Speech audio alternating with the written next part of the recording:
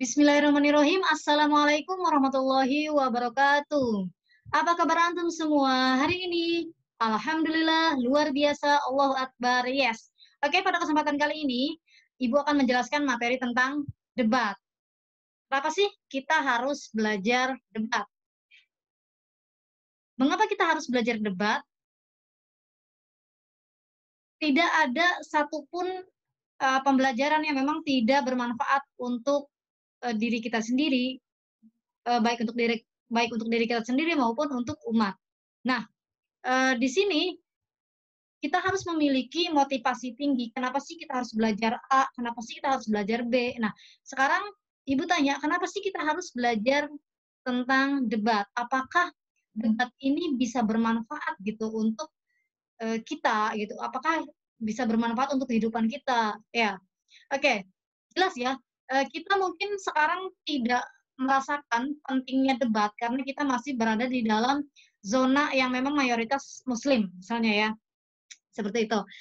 Mungkin ketika memang antum, kalian atau kita berada di zona yang memang umum gitu loh ya, zona yang memang Islam itu minoritas, zona yang memang, lingkungannya itu tidak homogen ya, tidak satu frekuensi gitu, maka kita butuh skill untuk debat gitu. Sebenarnya dengan adanya debat itu kita bisa untuk memperkuat prinsip kita sendiri gitu, bisa untuk, meyakinkan orang lain gitu tentang sebuah kebenaran, seperti itu. Nah, eee, ada sedikit cerita, tentang perdebatan antara Al-Qadhi Al-Baqilani dengan Raja Romawi ya, pada zaman dahulu ya, ketika masih ada kekhalifahan. Nah, kisah ini bisa dilihat di dalam kitab Fabidu Dahum ya, Fabihudahum Iqtadih ya, dalam kitab tersebut. Nah, isinya itu seperti apa? Bagaimana sih kisah perdebatannya? Oke, jadi ada seorang raja Romawi yang mengirim surat kepada khalifah kaum muslimin saat itu dan meminta agar dikirim seorang ulama untuk dipertemukan dengan para pendeta Nasrani. Nah, sang khalifah tersebut mengutus Al-Qadhi Al-Baqilani. Nah, setelah sampai di negeri Romawi, semua telah disiapkan dan debat akan dilakukan di depan raja. Nah, kemudian ketika eee, ketika Al-Baqilani itu sudah sampai di dalam istana ya, ada banyak pastor pastor ya, tahu ya, yang sudah siap untuk berdebat. Kemudian Al-Baqilani yang memulai berbicara saat itu. Begini, Al-Baqilani berbicara seperti ini, "Wahai para bapak pastor, bagaimana kabar Anda? Bagaimana kabar keluarga? Bagaimana kabar anak dan istri Anda?" Itu pertanyaan sederhana ya. Namun spontan sang raja langsung menatap kepada Al-Baqilani ini gitu dengan sangat heran. Kemudian sang raja bertanya, "Kamukah yang diutus untuk berdebat dengan para pastor? Kamukah yang diutus khalifah untuk berdebat dengan para pastor?" Nah, kemudian Al-Baqilani menjawab, "Iya, benar." Nah, kemudian sang raja bertanya lagi, "Apa tidak ada ulama yang lain selain kamu?" Kemudian Al-Baqilani balik bertanya, "Memang kenapa?" Nah, kemudian raja pun menjawab, "Sudah jadi rahasia umum dan kamu harus tahu bahwa mereka para pastor itu tidak menikah, tidak punya anak dan istri. Bisa-bisanya kamu tanya kabar anak dan istrinya." Nah, itu jawaban dari sang raja. Kemudian Al-Baqilani malah balik bertanya, "Nah, kenapa mereka tidak menikah?" Kemudian sang raja menjawab, "Karena mereka tersucikan dari anak dan istri." Nah, kemudian, sang raja bernapas sebentar, kemudian dilanjutkan lagi, "Ya, karena menikah itu kotor dan mereka tersucikan dari beranak dan beristri." Nah, raja tersebut menjawab seperti itu. Kemudian Al-Baqilani mengatakan kepada mereka semuanya, begini, kalian sucikan para pastor dari memiliki anak dan istri. Tapi kok kalian tidak mensucikan Allah dari keberadaan anak dan istri? Nah, karena kan pemahaman Allah di mereka itu punya ada 3 ya, ada Tuhan Anak, Tuhan Bapa, seperti itu ya. Nah, ketika memang para pastor saja disucikan, kenapa mereka tidak mensucikan Tuhannya? Seperti itu ya, yang dimaksud dengan al-Baqilani itu. Kemudian apa yang terjadi? Semuanya terdiam.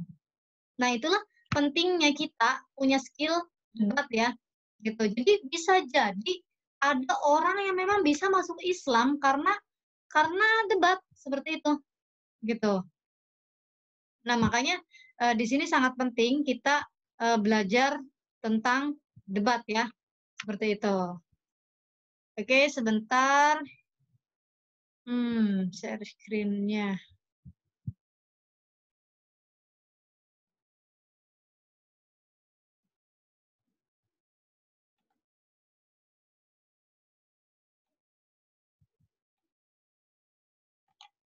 Nah, oke. Apa sih debat itu ya? Ya, menurut KBBI atau Kamus Besar Bahasa Indonesia, bahwa debat itu merupakan sebuah pembahasan dan pertukaran pendapat mengenai suatu hal dengan saling memberi alasan untuk mempertahankan pendapat masing-masing. Ya, ini debat. Jadi debat itu bukan adu mulut biasa ya, bukan adu mulut biasa gitu. Kalau adu mulut itu berantem namanya ya. Debat itu kalem ya. Debat itu kalem. Ketika kita melihat perdebatan di ILC misalnya ya. Kemudian perdebatan antara Ustadz Zakir Naik ya dengan para non muslim seperti itu. Nah, itu debat ya gitu. Jadi debat itu sebenarnya sangat bermanfaat untuk kehidupan kita sehari-hari. Selain untuk mempertahankan prinsip kita, debat juga bisa untuk mempengaruhi orang lain gitu agar orang lain bisa bisa uh, bisa ke jalan yang benar seperti itu ya. Ketika memang orang tersebut belum ada di jalan yang benar gitu. Kita juga bisa sering melihat seperti Ustadz Felix Xiao ya berdebat itu luar biasa ya gitu. Nah, disinilah pentingnya kita belajar tentang debat. Nah, di sini kita sama-sama belajar, saya belajar, Anda pun belajar. Seperti itu ya, gitu. Karena di sini yang namanya belajar itu memang sepanjang hayat ya, gitu. Jadi tidak ada batasan seperti itu. Nah, kemudian apa sih tujuan dari debat? Nggak mungkin dong kita mempelajari sesuatu tanpa adanya tujuan. Nah, tadi ya tujuan debat itu ya bisa untuk diri sendiri dan bisa untuk orang lain. Untuk diri sendiri agar diri sendiri itu tidak terwarnai ya oleh lingkungan. Gitu. Kita punya prinsip tersendiri. Gitu. Ketika memang kita terlatih debat, maka kita akan terlatih menjadi manusia yang analis.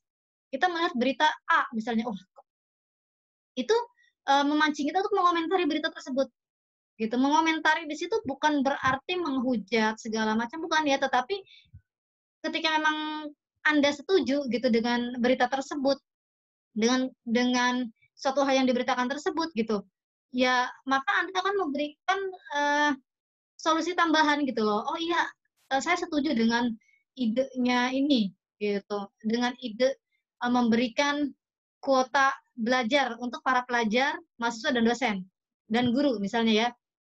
Nah, kemudian di situ Anda bisa memberikan masukan lagi. Gitu. Setuju tetapi tetap memberikan masukan yang jauh lebih baik. Seperti itu. Itu berdebat ya. Ketika memang tidak setuju, bukan berarti nyinyir, julid, bukan seperti itu. Tetapi memberikan solusi.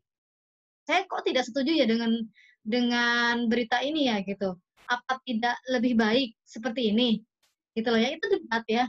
Gitu. Ketika memang solusi Anda itu lebih cemerlang, ya mungkin bisa diterima gitu loh ya. Gitu solusi Anda itu. Daripada sekadar nyinyir gitu. Biasakan ketika memang kita mengkritik, pasti solusinya apa? Gitu. Jangan hanya bisa, wah ini jelek nih. Yang bagus yang mana? Nggak tahu. Nah, itu bukan bukan debat ya namanya ya gitu. Itu nyinyir, itu berbeda. Seperti itu. Dan debat itu sebenarnya kalem ya, tidak tidak apa ya? Tidak emosi gitu. Kemudian tidak kasar bahasanya. Karena debat itu ya dari hati ke hati. Bagaimana kita berbicara dengan hati menuju ke hati lawan debat kita. Seperti itu. Sehingga lawan debat kita itu mengakui bahwa memang oh iya ternyata solusi Anda itu yang terbaik ya.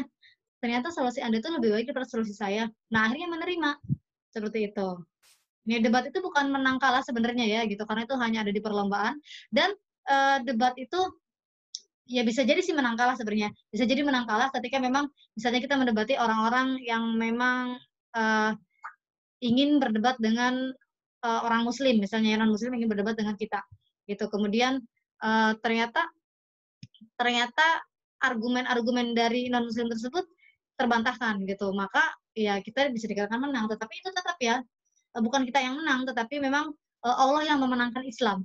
Seperti itu ya. Jadi sebenarnya menang kalah itu hanya ada di permainan, hanya ada di perlombaan debat ya. Seperti itu. Nah, jadi debat itu tujuannya untuk mencari solusi yang terbaik. Untuk mempertahankan prinsip diri agar tidak terwarnai. Dan bisa untuk mewarnai orang lain agar bisa jadi lebih baik, agar bisa berjalan di jalan yang benar. Seperti itu. Jadi bermanfaat banget ya ketika memang kita belajar debat. Oke, fungsinya itu untuk apa?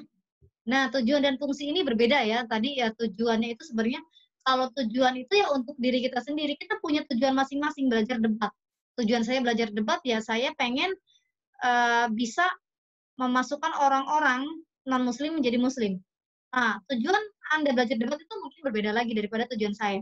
Nah, berbeda dengan fungsi. Fungsi itu ya umum gitu loh ya. Fungsi itu lebih ke umum gitu. Belajar debat itu agar kita bisa aware terhadap lingkungan, bisa peduli terhadap lingkungan ya, lingkungan sekitar. Kemudian bisa membuat kita jadi orang yang analis gitu, bisa melatih kita berbicara, bisa melatih kita berpikir kritis. Itu fungsinya.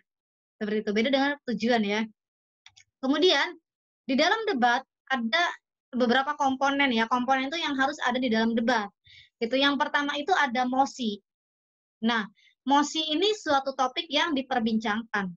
Nah, di sini ketika memang Anda ingin berdebat, ingin mengadakan debat atau ingin mengikuti perdebatan gitu, maka ada mosinya. Mosi itu suatu hal yang ingin diperbincangkan, yang akan diperbincangkan gitu. Misalnya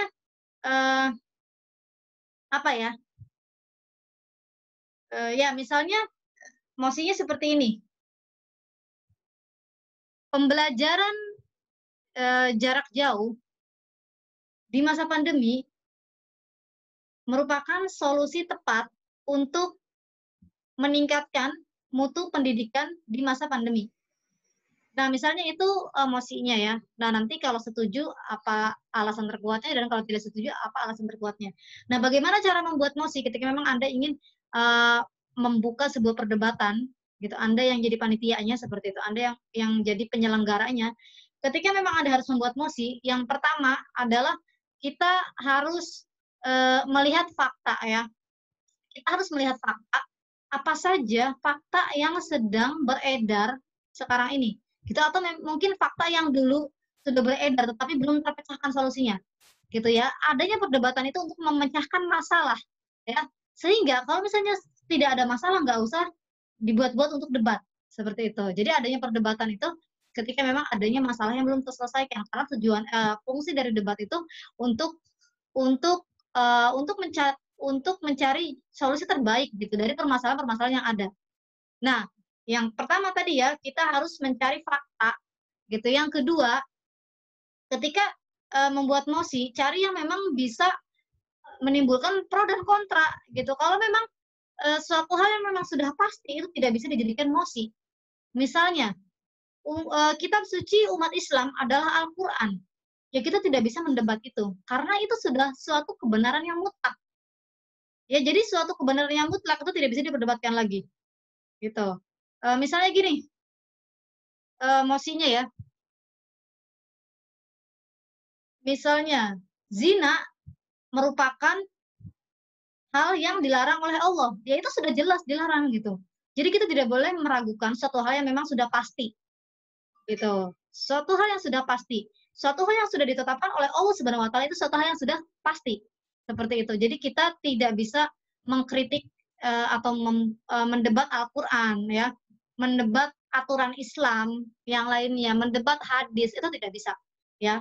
Ya kita bisa mendebat atau membuat mosinya itu hal-hal yang memang dibuat oleh manusia. Kenapa? Karena namanya manusia ada hilafnya. Disitulah kita membuka antara pro dan kontra, membuka antara kritik dan masukan, membuka beberapa solusi alternatif yang lain. Nah, seperti itu loh ya. Kemudian tadi yang pertama mencari tahu fakta, kemudian yang kedua itu tidak boleh mendebat suatu hal yang sudah mutlak kebenarannya, gitu. Kemudian yang ketiga tidak boleh mendebat, tidak boleh memberikan mosi debat yang berbau sara, yang kira-kira bisa menyinggung sara maksudnya ya, gitu. Itu tidak boleh ya, gitu karena akan menyakiti hati seperti itu. Nah, kalau misalnya tadi ya debat muslim dengan non muslim itu bagaimana? Itu bukan maksudnya itu bukan termasuk sara ya. Gitu. Itu kita menjawab pertanyaan-pertanyaan yang memang menurut orang-orang tersebut itu belum terpecahkan. Menurut orang tersebut itu merupakan pertanyaan-pertanyaan yang menghantui hidupnya. Itu nggak apa-apa, gitu loh. Tetapi kita tadi ya sebagai seorang muslim ya kita tidak boleh mendebat suatu hal yang mutlak kebenarannya seperti itu. Ya, kemudian yang keempat yaitu yang harus menimbulkan pro dan kontra ya, gitu. Yang bisa menimbulkan pro dan kontra. Kalau misalnya tidak ada masalah ya sudah, tidak usah membuat mosi perdebatan tersebut. Gitu. Masih banyak mosi-mosi yang lain yang bisa antum pakai, yang bisa Anda pakai seperti itu. Kemudian komponen yang kedua, moderator. Nah, jelas ya di dalam perdebatan itu ada yang namanya moderator. Moderator itu untuk mengatur.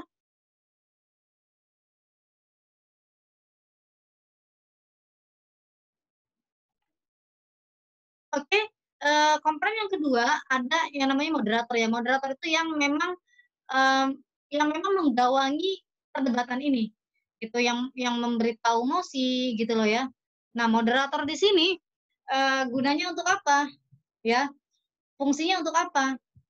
Ya, moderator ini untuk, melerai ketika memang ternyata ada kekisruhan dalam debat, seperti itu, untuk mempersilahkan, para debator untuk menyampaikan argumennya, menyampaikan pidatonya, seperti itu. Untuk mempersilahkan para debator, untuk menginterupsi misalnya ya. Nah, itu moderator ya, ya kebayanglah gitu. Kemudian yang ketiga, komponen yang ketiga ada timekeeper. Nah, timekeeper ini pengatur waktu. Nah, di sini di dalam timekeeper ini fungsinya untuk apa? Untuk mengatur waktu dari setiap pembicara, ya, gitu. Misalnya ketika sudah disebutkan mosi oleh moderator ya, mosi yang tadi misalnya. Ketika sudah diberikan mosi oleh moderator, kemudian timekeeper itu langsung mewaktu gitu. Langsung mewaktu pembicara pertama gitu untuk menyampaikan argumennya. Misalnya disediakan waktu maksimal itu 4 menit atau maksimal itu 7 menit ya. Ya maka ketika memang sudah 7 menit, maka timekeeper harus memberikan tanda bahwa perdebatan itu bahwa kesempatan berbicara untuk pembicara pertama itu sudah selesai. Gitu. Sampai perdebatan selesai ya. Jadi timekeeper dan moderator ini terus aktif sampai sesi perdebatan itu selesai. Kemudian yang keempat itu juri ya. Nah, komponen yang keempat itu juri. Ketika memang dalam lomba debat itu ada yang namanya juri ya. Jadi di sini opsional. Kalau memang tidak untuk lomba, juri ini tidak dibutuhkan ya. Seperti itu. Misalnya kita melihat ILC gitu, debat-debat Zakir Naik gitu dan sebagainya. Juri malah nggak ada. Yang adanya itu malah penonton ya. Dan penonton itu yang mengajukan pertanyaan-pertanyaan gitu, yang mengajukan instruksi-instruksi gitu. Nah, di sini kita fokuskan aja pembahasan debat di sini adalah pembahasan debat yang memang kelompok kayak di sini ya. Gitu, debatnya itu kelompok. Kemudian ada tim pemerintah. Nah, tim pemerintah itu tim pro ya atau tim afirmasi bahasa lainnya. Tim yang menyetujui mosi ya. Tim yang setuju atau pro terhadap mosi. Jadi ketika memang kita jadi tim pemerintah, maka kita harus konsisten ya. Ketika memang setuju ya kita jangan salah argumen. Tiba-tiba ya udah deh, saya jadinya nggak setuju aja. Ya itu nggak bisa seperti itu. Kemudian yang selanjutnya ada tim oposisi. Tim oposisi itu tim yang kontra terhadap mosi ya, tim yang tidak setuju dengan mosi. Nah, di sini tim oposisi itu ya berarti nanti lawannya dengan tim pemerintah yang memang menginterupsi gitu, saling interupsi, kemudian saling beradu argumen seperti itu.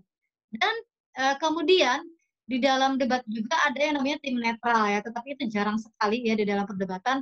Biasanya yang jadi netral itu kan moderator ya, gitu. Itu jarang sekali, makanya tidak saya masukkan di komponen ini ya, karena komponen ini yang di list di slide ini ya, ini komponen yang biasa ada di dalam debat seperti itu.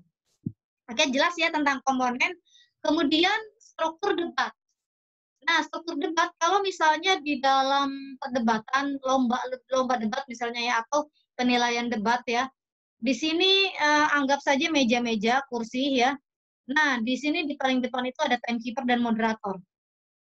Kemudian di sebelah kirinya tim pemerintah ya, atau boleh ditukar ya, sebelah kanan yang tim pemerintah dan sebelah kiri tim oposisi atau sebaliknya.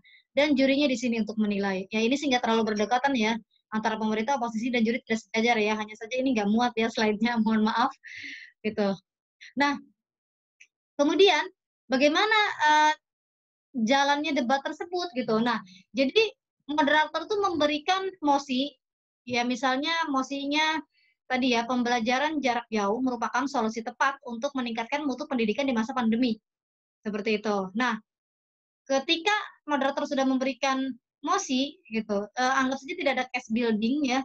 Jadi langsung saja, karena di sini tim pemerintah dan tim oposisi sudah jelas posisinya, mana yang jadi tim pemerintah dan mana yang jadi tim oposisi. Jadi tidak diundi di tempat ya, mana yang jadi tim pemerintah dan mana yang jadi tim oposisi. Itu diundinya sebelum perdebatan dimulai gitu. Adanya case building ya, case building itu untuk merempukan, untuk para debator ini berdiskusi tentang mosi ya. Jadi mosinya misalnya diberikan 15 menit sebelum perdebatan dimulai. Kemudian mereka mencari materinya tersebut itu di luar kelas perdebatan ya. Gitu, dan mencarinya itu ya di ruangan yang lain. Nah, kemudian saat mereka giliran untuk debat ya sudah siap gitu dan sudah jelas mana yang jadi tim oposisi dan mana yang jadi tim pemerintah. Seperti itu. Jadi yang pertama itu moderator memberikan mosi. Nah, kemudian timekeeper siap, neng, neng, neng, neng, dimulai misalnya ya, belnya sudah siap. Nah, langsung saja perkenalan ya, dikenalkan terlebih dahulu, ini tim pemerintah, ini tim oposisi. Tim pemerintah ada siapa saja, tim oposisi ada siapa saja, itu boleh dari moderator ya yang mengenalkan, tapi mengenalkannya secara umum saja, tidak usah detail nomor sepatu, nomor HP itu nggak usah ya, namanya saja seperti itu. Nah, kemudian ya langsung perdebatan dimulai, tim pemerintah ya. Kita sambut pembicara pertama dari tim pemerintah. Kepada pembicara pertama dipersilakan. Nah, kepada pembicara pertama tim pemerintah dipersilakan. Nah, kemudian ting ting ting ting ting ting, ting ya, timekeeper siap. Misalnya perdebatannya dikasih waktu per pembicara itu 4 menit ya. Nah, di sini pembicara pertama itu tidak boleh diinterupsi ya. Nah, kita mengadopsi debat ASEAN Australian Parliamentary ya, gitu. Nah, di sini pembicara pertama itu tidak boleh diinterupsi. Jadi pembicara pertama berbicara selama 4 menit tuh ceritanya ya. Gitu. Misalnya waktunya 4 menit, bukan 7 menit ya. Nah, 4 menit, kemudian udah berbicara 4 menit. Nah, terima kasih kepada pembicara pertama dari tim pemerintah. Selanjutnya, pembicara pertama dari tim oposisi. Nah, timekeeper juga langsung mau waktu lagi. Nah, itu 4 menit lagi ya. Nah, tim pemerintah dan tim oposisi pembicara pertama itu bagaimana cara berbicaranya. Nah, biasanya di tim pemerintah dan oposisi di pembicara pertama itu mengenalkan anggotanya, memberikan definisi, memberikan limitasi, dan memberikan argumentasi, menyebutkan argumentasi awal. Misalnya seperti ini. Assalamualaikum warahmatullahi wabarakatuh. Kami dari tim pemerintah, saya Alif dari pembicara pertama, dan di sebelah kanan saya ada Ba sebagai pembicara kedua, dan di sebelah kanannya lagi ada Ta sebagai pembicara ketiga. Nah, Saya sebagai pembicara pertama akan memberikan definisi dan limitasi serta argumentasi awal mengenai mosi. Pembelajaran jarak jauh merupakan solusi tepat meningkatkan mutu pendidikan di masa pandemi. Nah, kemudian pembicara pertama ini memberikan definisinya. Baik, kami sebagai tim pemerintah, kami setuju dengan mosi pembelajaran jarak jauh merupakan solusi tepat untuk meningkatkan mutu pendidikan di masa pandemi. Sebelumnya saya akan memberikan definisi terlebih dahulu. Nah, definisi di sini dipreteli satu-satu, artinya ya, pembelajaran jarak jauh itu apa, gitu ya, biasa disingkat PJJ misalnya ya, pandemi itu apa, kemudian Anda gabungkan definisi tersebut. Nah, jadi ketika memang sudah memberikan definisi, tidak ada lagi yang salah paham, baik dari tim Andanya sendiri maupun tim lawan Anda, tim oposisi tersebut. Begitupun tim oposisi, berarti tim pemerintahnya. Nah, kemudian boleh memberikan limitasi ketika terlalu luas gitu ya, maka diberikan limitasi. Misalnya pembelajaran jarak jauh di sini kami limitasikan itu hanya dari usia SMP sampai mahasiswa, tidak untuk usia SD ke bawah, gitu. Tidak untuk tingkat sekolah dasar ke bawah. Nah, itu limitasi yang diberikan pemerintah. Nah, bagaimana dengan tim oposisi? Apakah tim oposisi boleh menentang limitasi dari pemerintah? Boleh ya, gitu, boleh. Asalkan apa? Asalkan ketika memang limitasi dari tim pemerintah itu tidak logis, gitu ya. Gitu misalnya Anda tidak bisa memberikan limitasi seperti itu. Mengapa? Karena kebijakan dari Kemendikbud tersendiri gitu bahwa memang pembelajaran jarak jauh ini untuk semua kalangan dari SD sampai dengan mahasiswa seperti itu. Nah, jadi boleh menentang limitasi dari tim pemerintah ya, dan itu di pembicara pertama. Jadi jangan di pembicara selanjutnya. Mengapa? Karena kalau di pembicara selanjutnya, maka nanti tidak karuan jalannya debat tersebut. Nah, kemudian adanya limitasi juga harus disepakati. Oke, jadinya limitasinya seperti ini ya, gitu. Jadi tidak boleh tim pemerintah punya limitasi sendiri, tim oposisi punya limitasi sendiri. Akhirnya debatnya berjalan sendiri-sendiri. Nah, itu nanti tidak akan menemukan titik temunya, gitu. Dan memberikan limitasi pun harusnya sesuai dengan fakta. Gitu. Kalau memang fakta mengatakan bahwa memang pembelajaran jarak jauh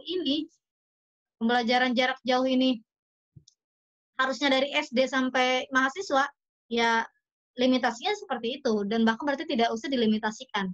Gitu. Jadi limitasi itu yang logis juga, yang fakta juga, seperti itu. Nah, kemudian udah selesai tuh ya, pembicara pertama berbicara selama 4 menit. Tim oposisi juga sudah selesai berbicara 4 menit. Sama ya tadi ya, Assalamualaikum warahmatullahi wabarakatuh, kami dari tim oposisi, saya pembicara pertama, saya sebagai pembicara pertama, dan ada 2 rekan saya, Jim dan H, sebagai pembicara kedua dan ketiga.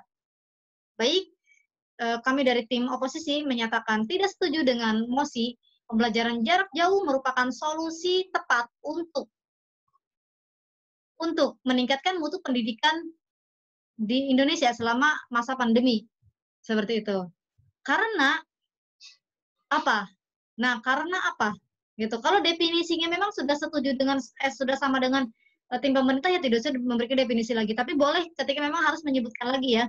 Gitu. Baik, saya akan memberikan definisi terlebih dahulu mengenai mosi ini. Nah, kemudian memberikan limitasi jika memang harus ada limitasi. Kemudian memberikan argumentasi awal. Nah, argumentasi awal di sini tidak harus begitu detail ya. Nanti akan ada pembagian dari pembicara kedua dan ketiga untuk memberikan argumentasinya gitu. Jadi argumentasinya cukup disebutkan saja.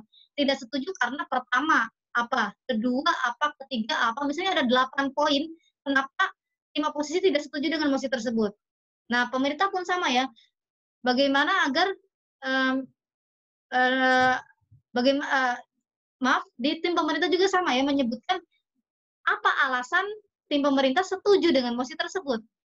Kami setuju karena pertama, kedua, ketiga, keempat, kelima, keenam, ketujuh, kedelapan. Misalnya ada 8 poin mengapa tim pemerintah setuju dan tim oposisi tidak setuju. Ya, poinnya tidak harus sama ya, seperti itu. Nah, udah selesai itu. Nah, tim oposisi juga boleh mengomentari, tim oposisi pembicara pertama itu boleh mengomentari pembicara pertama tim pemerintah, ya. Misalnya sudah ada komentar, tapi tidak diinterupsi ya, tapi komentar. Jadi saat tim oposisi ada kesempatan untuk berbicara, barulah mengomentari gitu. Tapi saya sebelum memberikan definisi limitasi dan argumentasi awal, izinkan saya untuk menanggapi argumentasi yang telah dipaparkan oleh pembicara pertama dari tim pemerintah. Kemudian Anda paparkan apa saja tanggapan Anda. Nah, baru masuk ke definisi, limitasi, dan argumentasi awal. Seperti itu boleh ya. Kemudian, udah tuh timekeeper 4 menit berbicara ya. Moderator mempersilakan pembicara kedua dari tim pemerintah. Nah, tim pemerintah ini tidak usah lagi memberikan definisi, limitasi tidak usah lagi. Tim pemerintah pembicara kedua ini boleh menanggapi dulu apa yang dikatakan oleh tim oposisi pembicara pertama ya. Jadi selang-seling ya. Tim oposisi pembicara pertama. Sebelum saya menjelaskan, nah jadi di di pembicara kedua tim pemerintah ini gunanya itu untuk menjelaskan poin-poin yang sudah disebutkan oleh pembicara pertama tim pemerintah. Di sini ada 8 poin argumentasi awal ya, mengapa setuju dengan mosi tersebut. Gitu. Nah, tim pemerintah pembicara kedua ini menjelaskan, misalnya 4 poin dijelaskan oleh tim pemerintah pembicara kedua, dan 4 poinnya lagi oleh pembicara ketiga tim pemerintah, seperti itu. Nah, misalnya gini, tim pemerintah nggak usah perkenalan lagi, nggak usah definisi dan limitasi lagi ya. Baik, saya sebagai pembicara kedua dari tim pemerintah akan memberikan penjelasan mengenai argumentasi awal yang sudah disebutkan oleh rekan kami, pembicara pertama tim pemerintah. Namun sebelum saya menjelaskan argumentasi awal tersebut, saya akan menanggapi argumen dari pembicara pertama tim oposisi terlebih dahulu. Nah, kemudian ditanggapi, kemudian barulah tim pemerintah menjelaskan argumentasi yang sudah disebutkan oleh tim pemerintah pembicara pertama. Nah, kapan dibukanya interupsi? Boleh nggak sih dalam debat interupsi? Iya boleh ya, justru di situ esensi dari debat ya, gitu. Nah, ketika memang tim pemerintah pembicara kedua sudah berbicara selama 1 menit, itu sudah bisa dibuka interupsi, gitu. Interupsi itu hanya boleh dalam bentuk pertanyaan ya, gitu. Dalam bentuk pertanyaan. Nah, interupsi ini cukup 10 sampai 20 detik saja ya, gitu. Jadi ya jangan panjang-panjang ya, karena ini bukan perdebatan di makalah seperti itu ya, bukan diskusi makalah, bukan presentasi, bukan ya, tapi di sini perdebatan gitu. Jadi interupsinya cukup singkat saja, gitu. Misalnya, apakah Anda tidak bisa melihat fakta banyak masyarakat Indonesia yang memang kesulitan untuk melaksanakan pembelajaran jarak jauh? Nah, itu cukup kayaknya 20 detik ya, gitu. Itu kan interupsi. Interupsi itu bukan menanggapi, tetapi memotong pembicaraan. Jadi setelah 1 menit pembicara lawan memberikan argumentasi, itu boleh melakukan interupsi ya. Kemudian udah selesai itu ya. Nah, interupsi itu ditutup 1 menit sebelum perdebatan selesai di jatah berbicara pembicara kedua tim pemerintah tersebut. Berarti di menit ketiga, misal dari jumlah 4 menit perdebatan ya. Nah, kemudian udah selesai itu ya, udah selesai interupsinya, maka tim pemerintah pembicara kedua itu boleh melanjutkan argumentasi yang terpotong tadi oleh interupsi. Nah, udah selesai itu tim pemerintah pembicara kedua langsung ke moderator mempersilakan tim oposisi pembicara kedua, gitu, mempersilakan. Nah, bagaimana mekanismenya? Sama seperti tim pemerintah pembicara kedua tadi ya, gitu. Boleh menanggapi dulu dari pembicara pertama dan kedua tim pemerintah, kemudian menjelaskan argumentasi awal yang sudah disebutkan oleh pembicara pertama tim oposisi. Kemudian udah selesai itu ya, sama tadi juga ya, interupsi dibuka 1 menit setelah pembicara kedua tim oposisi berbicara gitu, dan ditutup 1 menit sebelum jatah pembicara kedua tim oposisi ditutup. Jadi di menit ketiga dan di menit pertama ya, gitu. Di menit pertama dibuka, di menit ketiga itu ditutup. Kemudian Udah selesai tuh ya, ning ning ning ning ning ning, ya, timekeeper membunyikan loncengnya atau belnya. Kemudian moderator mempersilakan pembicara ketiga dari tim pemerintah. Sama ya kayak tadi, tim pemerintah pembicara ketiga itu mekanismenya sama dengan tim pemerintah pembicara kedua. Jadi boleh menanggapi dulu apa yang sudah dikatakan oleh tim lawan, kemudian menjelaskan poin-poin yang belum sempat dijelaskan oleh pembicara kedua, seperti itu. Nah, sebenarnya di pembicara ketiga ini ada dua versi ya. Versi yang pertama itu boleh menjelaskan, maksudnya boleh menjelaskan yang belum dijelaskan oleh pembicara pertama dan kedua. Dan versi yang kedua itu hanya boleh menyimpulkan ya, hanya boleh menyimpulkan gitu. Jadi tidak boleh membuat argumen baru seperti itu.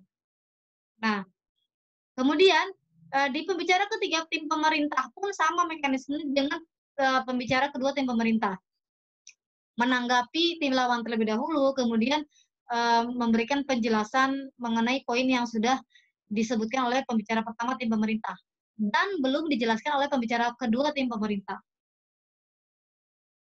Begitupun tentang aturan interupsinya itu sama ya, 10 sampai 20 detik, dibuka setelah 1 menit tim pemerintah pembicara ketiga itu berbicara, kemudian ditutup 1 menit sebelum perdebatan jatah berbicara tim pemerintah pembicara ketiga.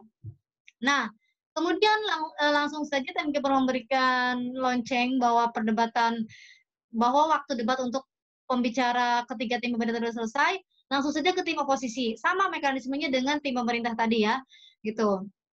Menanggapi dulu kalau ada yang ingin ditanggapi dari tim lawan, kemudian menjelaskan detailnya argumentasi awal yang sudah disebutkan oleh pembicara pertama tim oposisi, yang memang belum sempat dijelaskan oleh pembicara kedua dari tim oposisi. Nah, perdebatan sudah selesai itu ya. Nah, perdebatan sudah selesai, tinggal apa? Tinggal simpulan atau kita kenal dengan pidato jawaban ya. Pidato jawaban. Nah, pidato jawaban itu apa? Pidato jawaban itu jawaban terakhir mengapa Anda setuju dan mengapa Anda tidak setuju. Nah, pidato jawaban ini hanya boleh disampaikan oleh pembicara pertama atau kedua dari setiap tim. Dan pidato jawaban ini tidak ada interupsi. Ya, kalau tadi tim pemerintah pembicara kedua dan ketiga, begitupun oposisi itu boleh diinterupsi. Kalau pidato jawaban itu tidak boleh diinterupsi karena sudah final ya. Boleh menanggapi dulu sebelumnya, ya, menanggapi tapi bukan hal yang baru, tapi menegaskan ya, bukan menanggapi, menegaskan mengapa Anda setuju dengan mosi tersebut atau mengapa Anda tidak setuju dengan mosi tersebut. Nah, kemudian sudah memberikan pidato jawaban perwakilan dari masing-masing tim, pembicara pertama atau pembicara kedua, gitu, maka perdebatan sudah selesai. Nah, di sini juri ngapain? Juri itu menilai ya, jelas ya. Apa saja yang dinilai dalam debat ya? Yang dinilai dalam debat itu 3M ya, gitu. Manner, matter, method ya, matter, manner, method gitu. Materinya seluas apa gitu loh ya, penggunaan data faktanya gitu ya. Dilansir dari kompasiana.com, nah itu kan berarti keren ya literasinya gitu, ada sumbernya, jadi nggak sekadar ngomong gitu, memang ada sumbernya, seperti itu. Dilansir dari detik.com, nah itu masuknya ke meter ya, pengungkapan fakta dan sebagainya. Kemudian manner, nah gayanya seperti apa gitu, gaya antum dalam menyampaikannya, gaya Anda dalam menginterupsi gitu, dalam berbahasa strukturnya seperti apa gitu, pengelolaan emosinya seperti apa, itu di manner. Kemudian di metode ya, metode itu caranya bagaimana si pembicara, bagaimana setiap pembicara ini kompak gitu ya, bagaimana setiap tim itu kompak ya, kompak untuk mempertahankan argumennya, di situ adanya di metode. Ya, seperti itu ya. Oke, slide-nya sudah habis. Itu saja yang bisa saya sampaikan di materi debat ini. Semoga bermanfaat untuk anak-anak SMA Tingkat Tama maupun untuk umum ya. Silakan bagi yang butuh dengan video ini, silakan diambil saja, silakan ditonton. Jangan lupa like dan subscribe ya, gitu, agar ya channel ini menjadi lebih baik lagi, seperti itu. Next video akan ada video-video materi bahasa Indonesia yang lain lagi ya. Gitu, tetap pantau dan bunyikan loncengnya ya agar Anda tidak ketinggalan. Oke, terima kasih banyak atas perhatian Anda sudah menonton video ini. Mohon maaf atas segala kekurangan dari video ini. Semoga kedepannya bisa lebih baik lagi. Terima kasih. Wassalamualaikum warahmatullahi wabarakatuh.